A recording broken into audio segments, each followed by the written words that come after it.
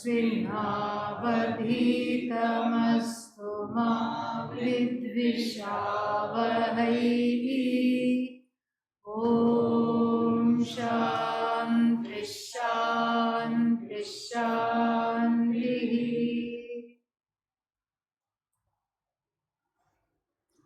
One song, one question. Who would like?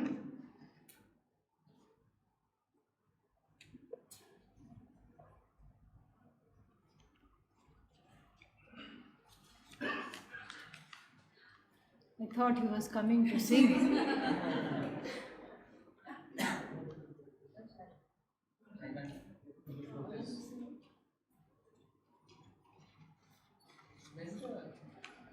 This hasn't gone to its place.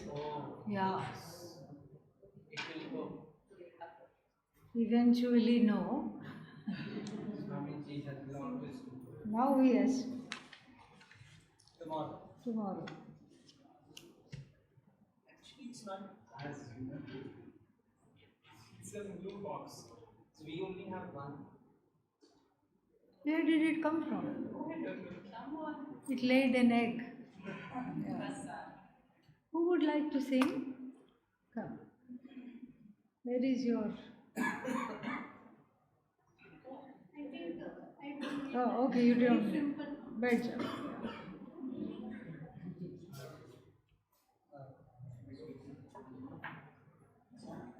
Is it on?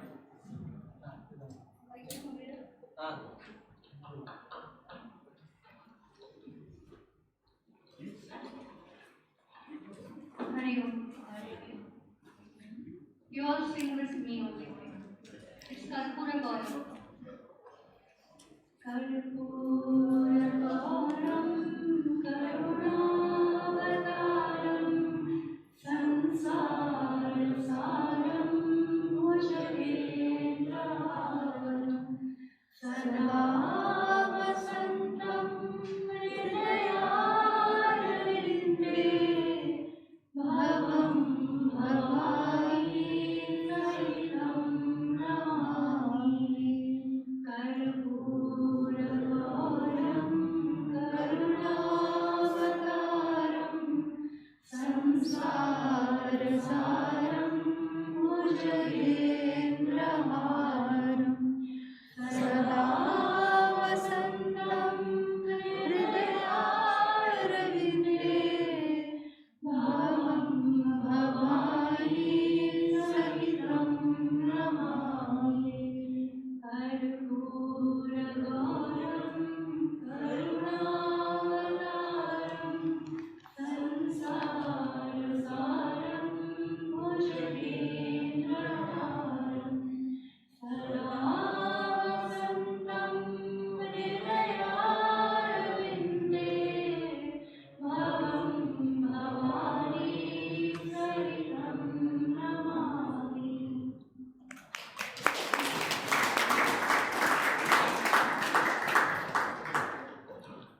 Very nice. On that note, on the one hand, we say that Jnani is only Sarvajnaha, but not Sarvavit. And on the other side, we say, I am Brahman.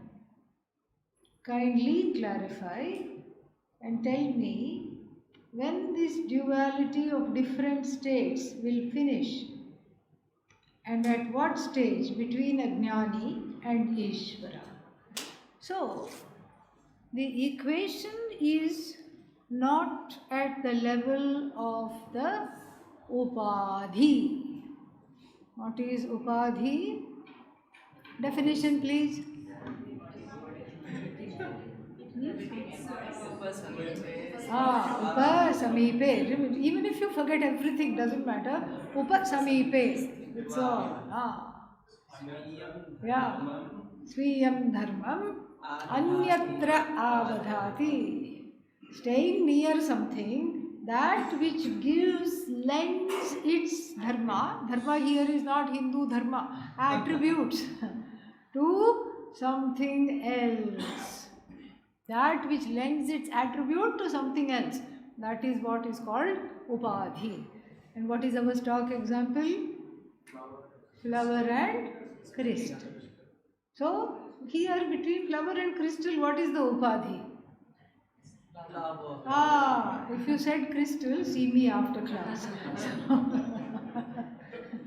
So, flower is the upadhi for the crystal. So, the crystal takes on the color of the flower. If you have red hibiscus, pink hibiscus, yellow rose, whatever it will take it on. And then what will it do?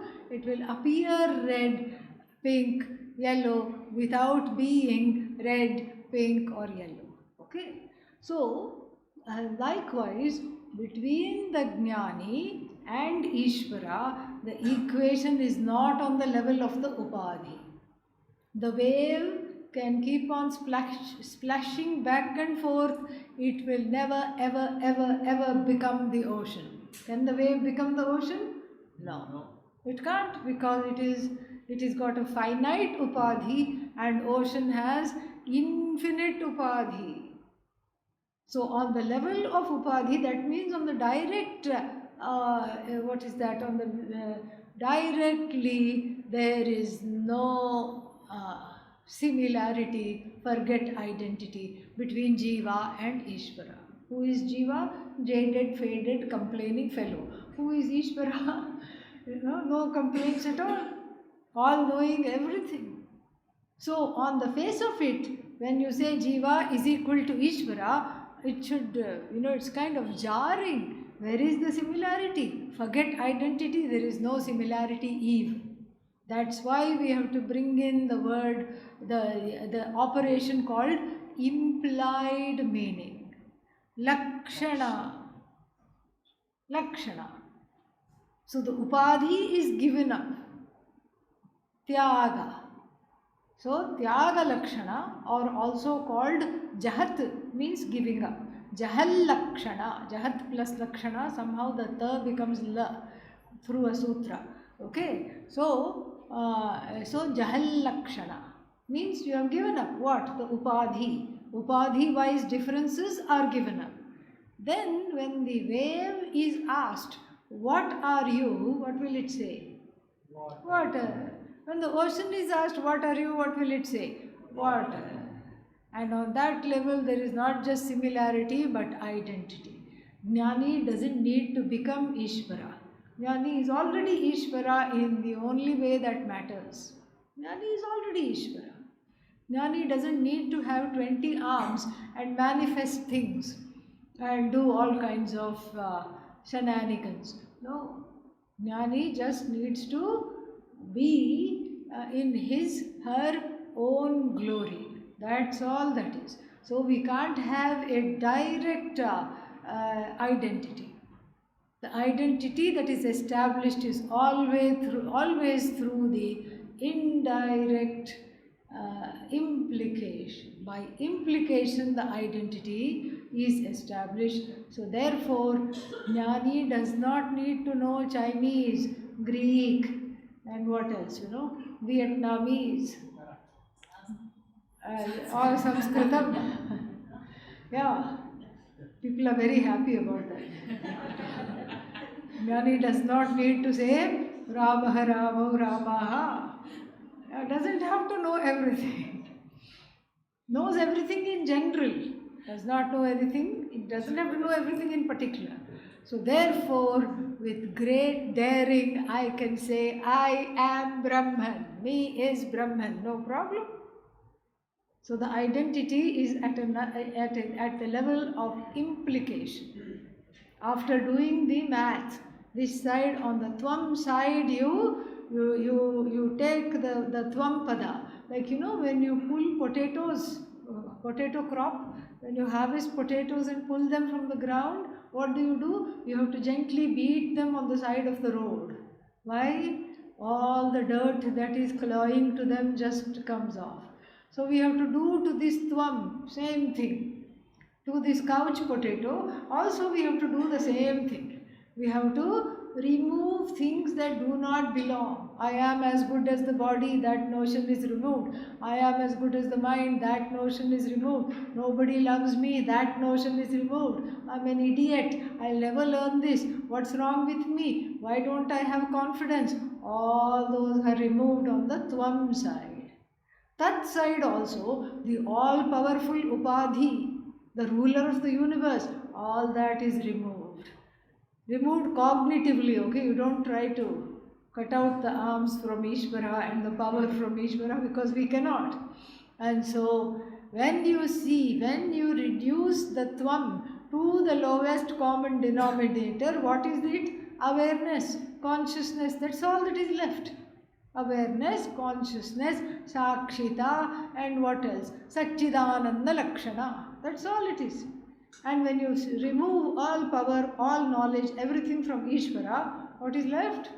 Satchidananda. Therefore, the identity. So that doesn't have any, even if the Jnani doesn't know what is in Ishvara's plan, Jnani is still Jnani. Okay. One more question, and then after that we'll have another song. Small one.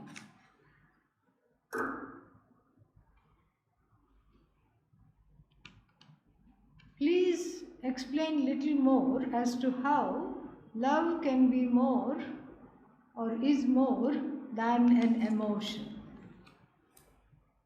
Love means it is a dynamic form of Ananda. When you say Satchidananda, that Ananda is, when you say, I love something or somebody, that love is just a manifest form of that latent Ananda. That's all we can say. That Ananda is latent in the heart, and it comes out as love. Because how else is it going to come out? It's going to come out as compassion, it's going to come out as love. So love is not, this is not an object-based love, it's a subject-centered love. That's the difference. Object-based love means I am in love with this particular thing. Why? Because it makes me happy. That's false. Nothing has the power to make you happy. But in that way, nothing outside of you can add to you or subtract from you. So therefore, this is not correct. So, but still, that's the feeling. That's the overwhelming, rampant feeling that everybody has. This object is going to make me happy. That object is going to make me happy, etc., etc. So then, when you look closely into that object, what do we find? That it is time bound. It enjoys or suffers from three kinds of limitations. Deshataha, it is space bound, it is time bound, and it is one object, it cannot be another object, and then it is based on my own moods. When I love something and when I hate something, I cannot say.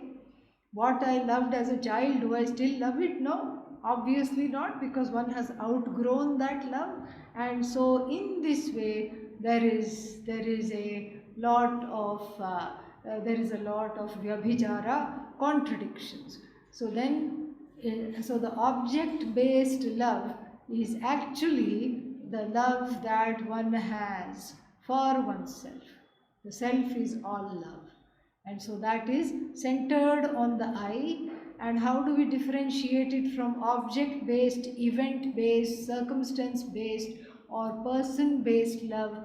Because it is spontaneous. You don't plan. You don't plan, it is spontaneous, it's just an outpouring of who you are. Okay, I hope that was clear. Song, who will sing? Come, please come. After a long time.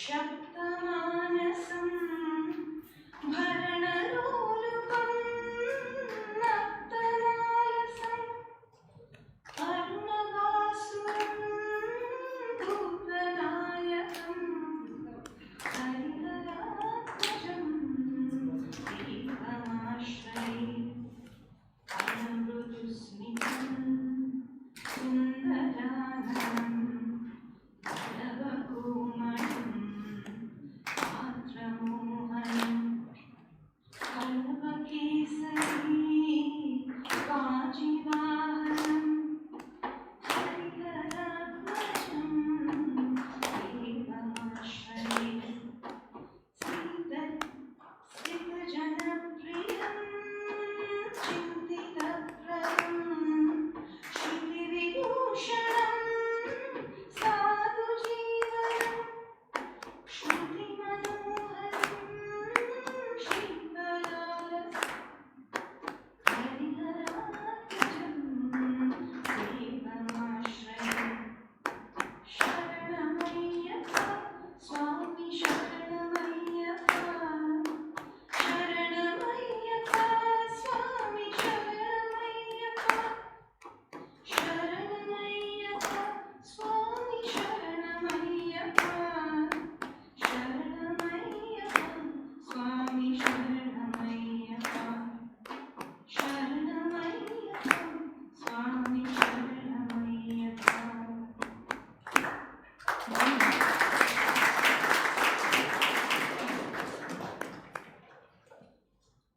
Thank you.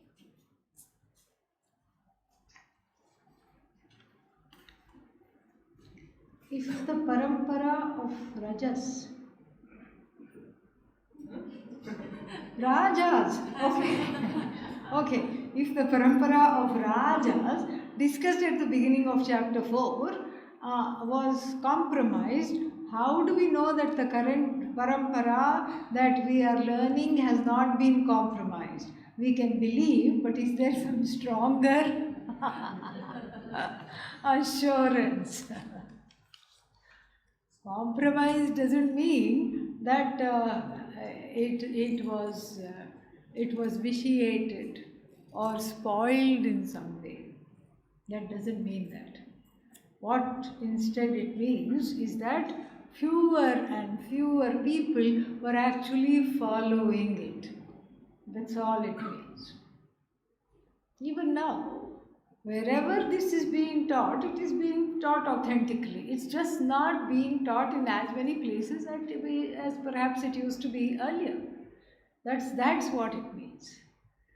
So yogo nashtah parantam. Imagine Lord Krishna is lamenting this such a long time ago. He is lamenting that the people are not following this vidya. If he were here now, what will happen? Yeah. Actually, there is one folk song that where the person sings, "I'm so glad, oh Krishna, you are not here now." After telling all the things that are happening in Kali Yuga, "Oh Krishna, I'm so glad that you are not here now. What would you think?" Like that. So it's like, it's just that, it's not that it's compromised. It is that fewer and fewer people are following it. That is how we have to say. So therefore, since he was a bhakta and he had already asked for the knowledge, that's why he was chosen. Even though he could have given it to Bhima, he could have given it to Dronacharya, he could have given it to Bhishma, but he gave it to him because none of them asked. Arjuna alone asked. So he was the Shreyorthi, so he got this knowledge. Pursuing a Vedanta course feels like a game changer. I don't know how, but I know my life could take a 360-degree turn from here on. Yay! I don't feel I could go back to my old life, and yet there is a fear of not knowing what a new life can hold. Any guidance on how one might approach the not knowing would be appreciated. Well, I appreciate your candor. That's very nice. And so, yeah, that is, it is clear, there is no going back, but then where am I going is not clear. And that space of non-clarity is the most frightening thing, really. It is, because where to go? And then, is it here? Is it Anekatti? Anekatti, I have heard that they are very strict, OMG. And or maybe it is Nagpur. Or why doesn't Acharya Swamiji start another course right here? What can we do to convince him to do that? So many questions. Do I need even a course? This is itself a course. Do I need another course? And all these questions will keep coming. Observe each of them, bid them goodbye. Let the next thought come. Observe it, bid them goodbye. Let this become a meditation, because we are not even halfway. We are 1/3 into the course. So still many months are left. And if it is 360 now, it may be 720 by by the end of it. Who knows what it will be. So sitting in this fear, we prevent the spontaneity of being carried. In the Brahma Sutra, it is said that the jnani is like a dried leaf. What does the dried leaf do? It falls. It fell down from the tree. It did not plan, it just happened. And then the gardener who had OCD said, no, it has to be raked, everything should be leafless, and put it in a bag. It was going to go to the composting place where they take it and compost. But then suddenly one small child was playing and opened the bag. Out came this leaf along with a few others, started to whirl around and dance around in the wind. And then went and sat somewhere in the windowsill somewhere, or on the roof where it is not cleaned at all. So like that. So we don't expect everybody to become a jnani overnight. That would be nice. And these questions we don't have to worry, and these fears we don't have to sit in. But what we can help ourselves with is to say, I am the knower. This can be a nice mantra. I am the knower of not knowing. Then you don't feel like you don't know, because you are the knower of not knowing. And to sit in the not knowing, it's like a japa, like if you imagine a river flowing like the Ganga and some leaves are dropping in it. The leaves just go. Another leaf comes, this goes. Or even people, when you take a walk, people are offering little donas with a little lamp and flower in it. It just goes. And then another one goes. So we stay with this stream, which is I, which is ever fresh, ever new, and let the pramana operate. Now the surgery is only half done. Okay, this is not the time to wake up from anesthesia yet. Okay, so just be in the flow of it. Allow the pramana to operate. Fears come. Hug each other, hug yourself, whatever it is. Just do a few things to overcome that. The japa helps strengthen the mind. Prayer.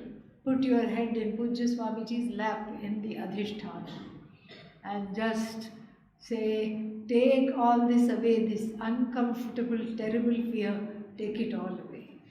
And thankfully we have a busy schedule. That's one of the reasons, I think, so that there is not much time to go into the fear. As soon as you start to get afraid, then there is another chanting class. So, I'm happily able to dedicate all the good deeds to Ishvara and all the good and positive results. But when it comes to papa karma or negative action or thought, I hesitate the thought came to my mind that it was me who, because of avidya, did these negative things.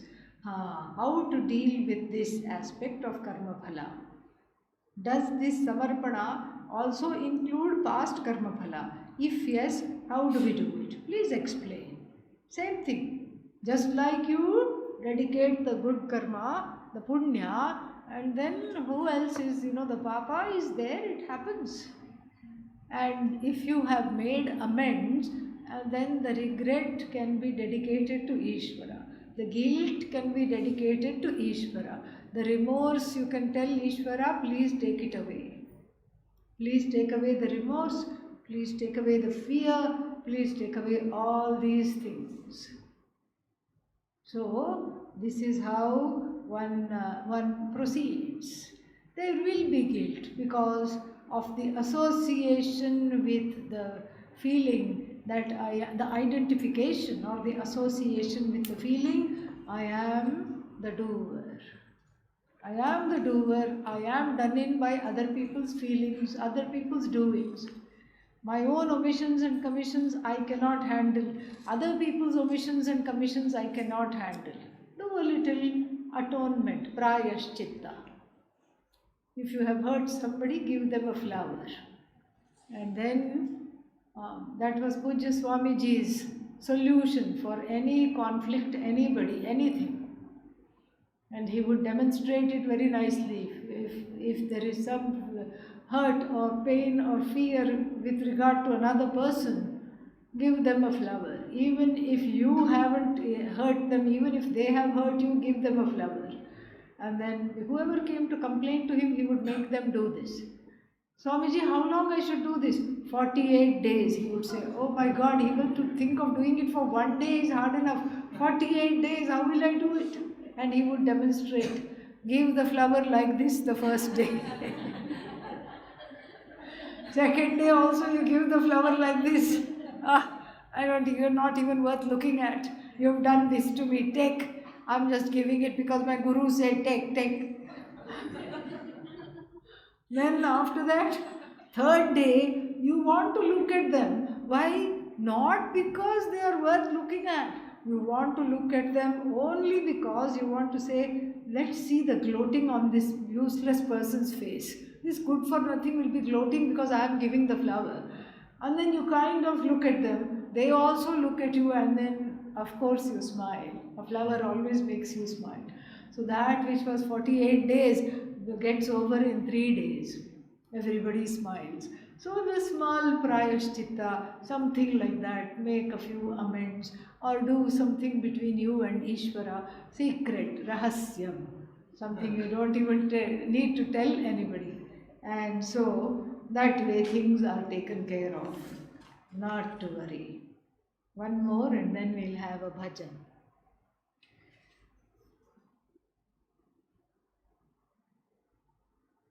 Yeah. So, on a lighter note, what if Krishna ji suddenly appears in our Gita class? That would be wonderful. Yeah. Then what I will do is I will make him sit here. I will sit over there and listen. Yes, that would be amazing. And why will he appear? There is a reason also given. Yeah. Wherever, yatra, wherever such sessions happen, I appear in many and varied forms. Oh, so the questioner is suggesting perhaps he is here already. Yes, in many and varied forms. Possible, yes. Everything is Krishna anyway. So, that was fun.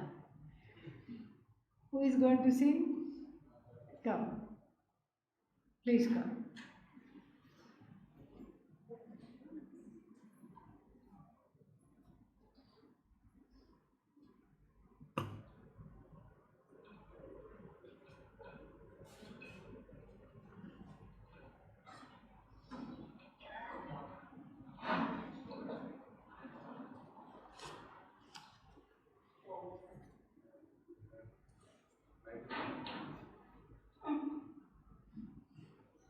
छोटी छोटी गैया छोटे छोटे ग्वाल छोटी छोटी गैया छोटे छोटे ग्वाल छोटो सो मोरो मदन गोपाल छोटो सो मोरो मदन गोपाल छोटी छोटी गैया छोटे छोटे ग्वाल छोटी छोटी गैया छोटे छोटे ग्वाल छोटो सो मोरो मदन गोपाल छोटो सो मोरो मदन गोपाल घास खाए गैया दूध पिए ग्वाल घास खाए गैया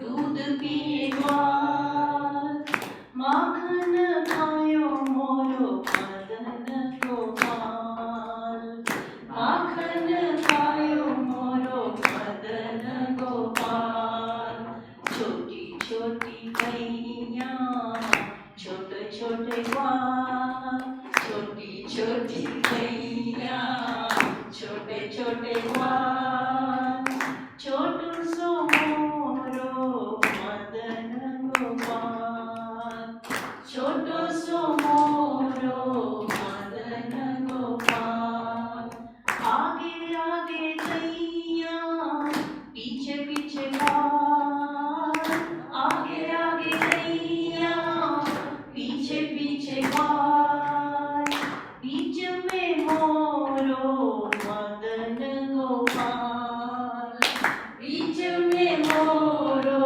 मदन गोपाल छोटी छोटी गैया छोटे छोटे ग्वाल छोटी छोटी गैया छोटे छोटे ग्वाल छोटो सो मोरो मदन गोपाल छोटो सो मोरो Madan Gopal Very nice.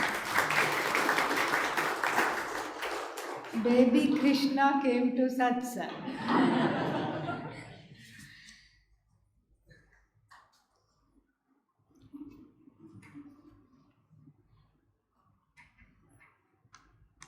When everything that is there is Ishvara, how can we say Paravidya, Aparavidya? Everything should be Paravidya. Yes, it's not wrong. But para here has a specific connotation. It means that knowledge, knowing which there is nothing more to know. That is the only difference. Vidya is Bhagavan. Vidya is Ishvara. That is why we have the embodiment of her, Goddess Saraswati. She is knowledge.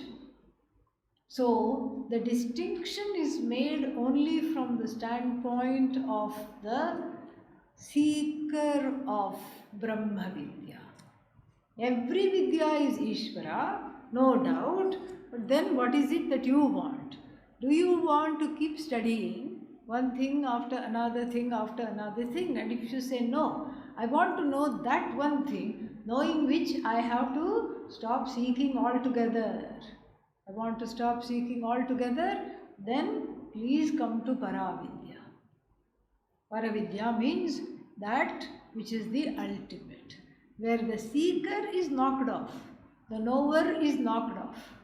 All that is there is Ishvara, which is me. To know that is what is Para. Apara means Apara is also Ishvara. Without Apara, we couldn't be sitting here. I couldn't be talking without Aparavidya. You could not be listening without Aparavidya. And we wouldn't be enjoying this wonderful music without Aparavidya. Everything is Ishvara. It's not that one is Ishvara and one is not. It's not that Paravidya means Ishvara and Aparavidya is Anishvara. No, both are Ishvara. Everything is Ishvara. Within Ishvara, there is the the two kinds of, within everything that is Ishvara, there are two kinds of knowledges, both of which have to be understood. One is that which is the knowledge of objects, the other one is the knowledge of the subject. That's all. The knowledge of the subject I is called para. Okay? This is not pejorative. It's not that one is not Ishvara. Everything is Ishvara. Ishvara has many names, that's all. One is para and another is apara.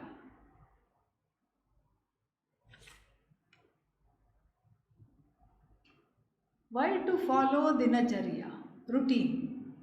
Is it training of the mind? Some tips on maintaining regular dinacharya. Here you don't have to worry about dinacharya. It is already followed for you. Your life goes from one bell to another gong. Yeah, it's already planned. You go from bell to bell, if you just count the meals. And then in between the meals, there are classes. That's all, so it's already planned. You don't even have enough room to just even think. That is how busy it is. Whole day classes are there. And then there are extra classes, even on the day which is what, weekend. Tomorrow also there will be somebody will be meeting. I will get one notice in the phone. Somebody will be having extra study group, extra class, something or the other. And so here we don't have to worry about dinacharya. It is when you go from here you will have culture shock. Naturally. Because here everything is planned, and also it's very boring to follow it all by yourself. There, wherever you go back to your home, you will be there all by yourself. Don't think your family members will follow this. They will run away or make you come back here. Yeah, they will not be interested in this. They're waking up at 5 o'clock and then doing this, doing that, and then meditation and this and that and all these things. They will not be interested. It is constricting. Okay, let them not be interested, let me follow. But then if you say let me follow, then what happens is that here it's easy because everybody else is following. When 50 other people are following, then it is very easy for me to follow, is it not? Yeah. But then if I am the only one, even if 5 other people are following, I am inspired, but I am the only one just plodding along, it will last 48 hours, that's all. After that it is difficult. So some tips the questioner has asked. Tips means what? It's like, I think the best thing to do would be to organize the day around Shravanam. You can take Zoom classes, you can take any other online classes or recorded classes, whatever are there. So organize your day around at least 2 classes, maybe even 3 if you are able to make it. Otherwise, at least 2 classes, and if you are going back to join the workforce, then at least have 1 class per day. Then around that organize all your feeding time, drinking time, eating time, meal time, work time, every other thing. Then it becomes a smooth timetable.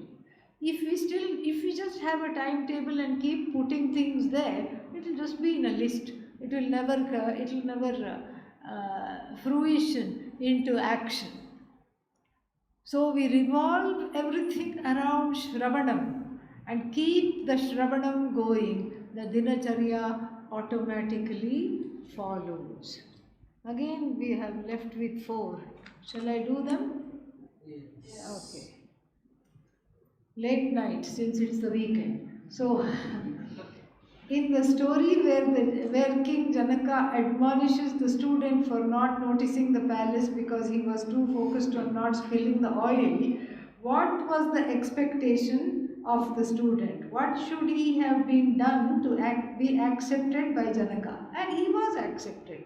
No problem. He was accepted. But the idea was to, you see, focusing on the lamps. The lamps are like self-knowledge. This is Brahma Vidya, the lamps. And so not spilling the oil and holding the lamps, the metaphor was, did not escape the student. And so he said, I am a student of Brahma Vidya, so I should not spill the lamp. And very carefully he went through the palace, but he could not tell what was in which room, nothing he could tell. And that, seeing what is in what room, that is the world. So Janaka was training the student to be like him, to be able to notice everything around him, yet remain with himself. What do we do? As soon as we interact, what happens? It's just we give everything up and away and out. Everything is outwardly focused. The interaction is out, out, out, out, out. But here, it's about being in and out at the same time. And how can one do that when one is neither in nor out? One is the Sakshi for both those things and is allowing that to happen.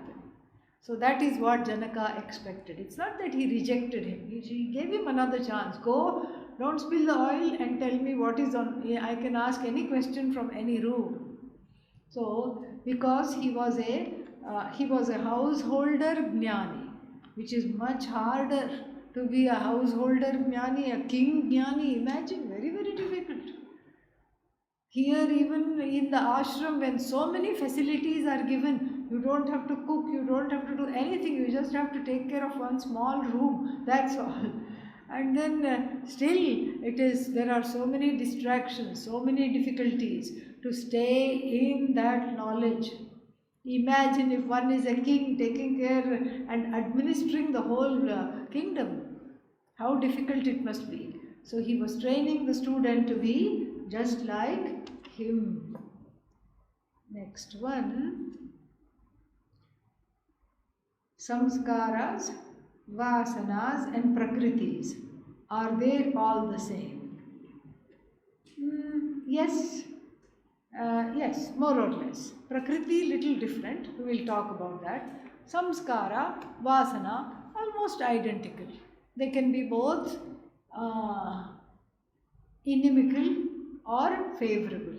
You can have favorable samskaras, you can have inimical samskaras, both are there. Inimical to self-knowledge, inimical to growing into a mature person, all these things.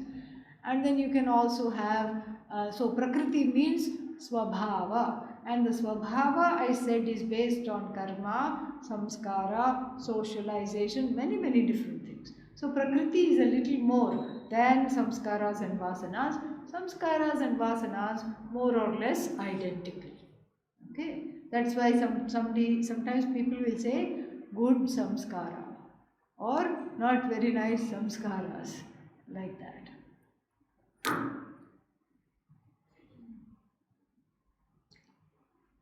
If a dog saves a human being, does it earn any punya? No. Even if it bites a human being, it will not earn any papa either.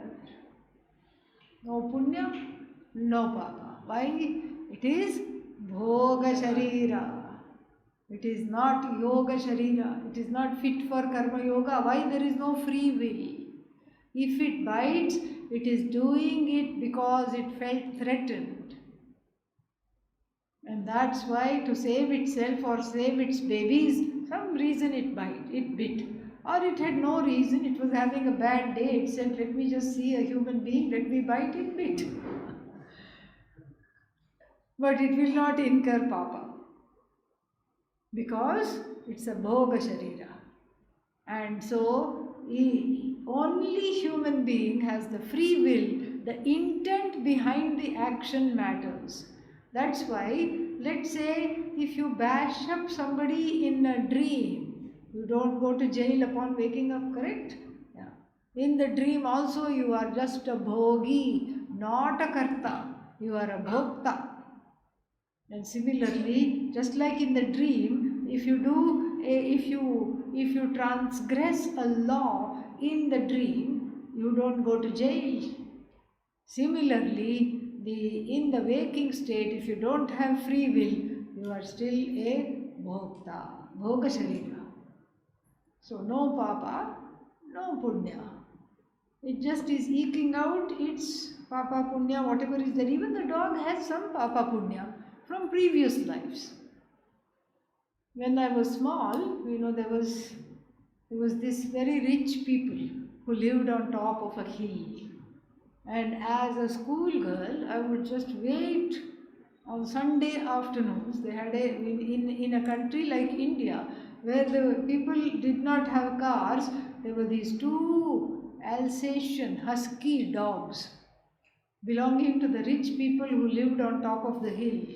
And they would come down, and then with a convertible car, and the chauffeur driving them, one dog on each side, growling at all the school children, including us who were there. And we were running behind that car because we were so fascinated. And each dog had a gold chain and sitting there. And as soon as it saw all of us, it would just raise the lips and make this gargling sound. And then it would just bark in a crescendo. And we were not trying to tease the dog. I still remember, we were so fascinated. Here people don't have cars, and the car just for the dog, the chauffeur and the car from 4 to 4:30 in the afternoon.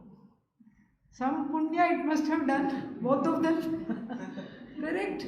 Compare it to the dog which is begging at the fishmongers, and then it's the target of every urchin's little stone and pebble. And each shopkeeper is shooing it away, and it is still going and saying, give me some food. Obviously, this dog is better, the first world dog, and these kinds of dogs. And then if you are in America, you see these kinds of advertisements. What are you buying your dog this Christmas? And then there is presents for dogs also advertised. Specific dog presents. Dog bed, and what kind of bed? Water bed, which has got very nice, you can heat it and all these, because it's very cold in certain places in the winter. So heated bed for the dog, so many things, treats and all kinds of things are advertised. So even within the dogs there is some, some punya papa is there, but they are just expressing that. That's all it is. They cannot, thankfully, they don't accrue anything. And neither can they qualify for self-knowledge, no matter how many online classes in front of they sit.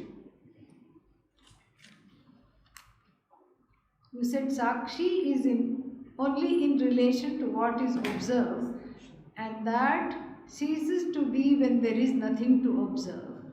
But in the absence of things, but is the absence of things also not observed? Yes, the absence of things also is observed. I can say that there is no pot sitting on the desk. So I can observe I can have the cognition of absence. This is a pramana. This is called anupalabdhi. This is a pramana called anupalabdhi. The cognition of absence of a particular thing in a particular place. So the Sakshi here is deploying the means of knowledge called anupalabdhi. But the anupalabdhi is a very specific pramana, and it has to always answer the question what is absent and where it is absent. There is no such thing as a universal absence, correct? There is only, like there is no pot on the table, there is no curtain on the windows because they have gone for wash. There is no carpet on the floor. We can say like that, but it has to be, we have to answer the question what, and we have to answer the question where. These two things we have to do, what and where. So yeah, the Sakshi can observe the absence of a particular thing in the particular time, at a particular place, at a particular time. But the Sakshi cannot observe universal absence, because that means we have to deny the presence of the observer. So we cannot deny the presence of the observer. So the observer is, but the observer, when there is nothing to observe, cannot be called Sakshi. It is Atma. Sakshi is in relation to something that is observed. So the Sakshi resolves, for example, in sleep. Where is the Sakshi? Sakshi is not there. No Sakshi in sleep. All that is there is, what is that? The Agnya, Pragnya, Prakarshena Agnya. So the one that doesn't know anything, that is there. And then what is that Pragnya relating to? Ishvara. That Pragnya is Ishvara. So therefore, the Sakshi is a tentative status that is as though superimposed upon the I, and from which I can be in like a balcony and I look out, and I'm looking out at this, that and everything. Like sitting there on near the banks of the Ganga and observing everybody going and coming. That's the Sakshi. When there is nothing to observe, also there is the Sakshi. But here we are talking of something else. We are talking of the resolution of the observer itself because of its relational construction. Meaning the Sakshi and Sakshya go together, Jnata and Jnaya go together, Drashta and Drishyam go together. These are all binary pairs. And these are all, we understand it from the standpoint of this duality, as though duality. And so that is what has to resolve. So when there is nothing to observe, then that silence is also observed, correct? But here we are not even talking about silence or sound or anything like that. We are talking of the resolution of the observer also when there is in sleep, for example. That's a good example, sleep. Sleep means the resolution. Okay? Yeah. Om Sarve Bhavantu Sukhinah, Sarve Santu Niramayaha, Sarve Bhadrani Pashyantu, Ma Kashchit Dukkha Bhag Bhavet, Asato Ma Sargamaya, Tamaso Ma Jyotirgamaya, Mrityorma Amritangamaya.